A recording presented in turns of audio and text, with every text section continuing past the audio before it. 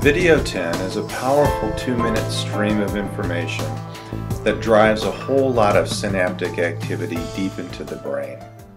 The thoughts on Video 10 were derived from the actual default thoughts housed in the brains of my actual clients who are struggling with overeating and food addictions. As you watched Video 10, you could probably piece together the negative default thoughts that provided the raw material for beginning the editing process.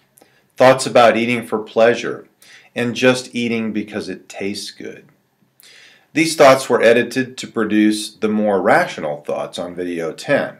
The key here is that each one of us has to discover our own personal set of negative default thoughts, from which to derive our own custom set of edited or preferred thoughts. The power comes from identifying our own thoughts and making positive changes to increase the quality of these thoughts. To make Video 10, those preferred thoughts were then assembled into a narrative that becomes the script for a selfie. Watching the selfie is so powerful because the video and audio stimulation of watching and listening fires every neuron involved in the entire process of making the entire selfie. Not just the neurons needed to process the immediate audio and visual information streaming in, but everything all at once. This capitalizes on the principle of Hebbian plasticity. Neurons that fire together wire together. Thus, each viewing of the video is literally firing millions of connected synapses and creating millions more. Now compare this with the mere thousands that are created by just simply trying to think a better thought, and it is, well, pardon the pun, a no-brainer. So at this point you may be thinking, yeah, sounds good, but how can you prove that making and watching a selfie can have the influence on thinking that you say it can? Well, we don't have to look too far to prove that. Take the world of advertising, for example. Advertisers have known this for years. Why do you think Budweiser spends $4.5 million for a 30-second spot during a Super Bowl? Because they make 3 times that back in beer sales. An estimated $13.5 million just from Super Bowl 2014 advertising. And what are they purchasing? 30 seconds of our attention focused on their audio and their video. They pay dearly for the opportunity to deposit information into our brains via audio and video channels. They know how powerfully this sensory input influences thinking. When we view a short selfie that contains the audio and video versions of our best thoughts, we are powerfully influencing our own brains. We literally have something in the palm of our hands, this cell phone, that advertisers pay millions to attain.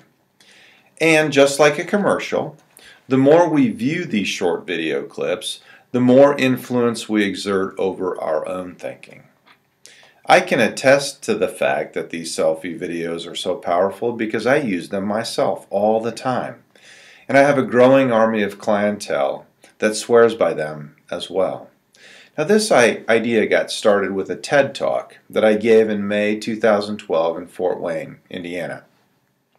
For those who might not know what a TED Talk is, they can be summed up as short talks that speakers are invited to give on a topic of interest. My topic was change, developing visionary thinking. Potential speakers audition for the opportunity to give a talk, and those who are chosen are invited to a conference to display their best ideas on stage. No notes, no podium, just you out there on stage sharing your best.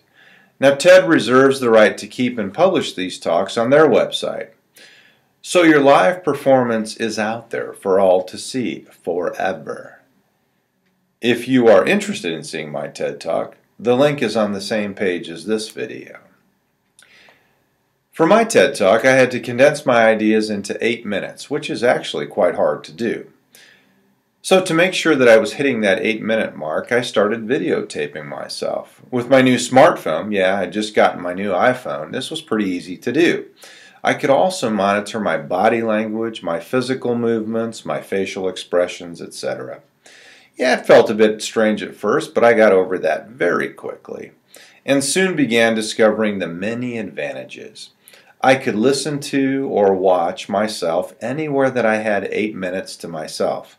I kept my earbuds handy and plugged in many times. I could practice virtually anywhere. Pretty handy for those boring trips to the mall or long trips down to Bloomington. I quickly realized it was a powerful way to drive the message deep into my own brain. And this is where I really got the idea for audio-visual journaling or making these powerful little selfies.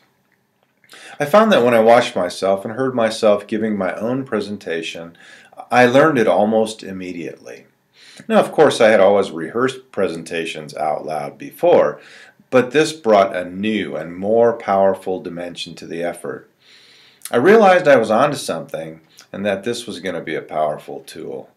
I now use the technique all the time for getting ready for presentations and for uploading thoughts that I want in my own brain. During the 2 years since that TEDx experience, I have perfected the art of creating these cognitive behavioral selfies, the ultimate power tool for loading corrected thinking into the human brain. I really want you to give it a try. Now, if the thought of hearing or seeing yourself on a tape creates some anxiety for you, then you're normal. Many of my clients experience this at first, but once you get past that, you will be hooked. As one of my clients put it, after years of hearing my own voice in my head saying the wrong things, it was so powerful to now hear my real voice in my ears saying the right things. That very thing that made me nervous was the very thing that gave it so much power. Yep. Couldn't have said it better myself. So I encourage you, please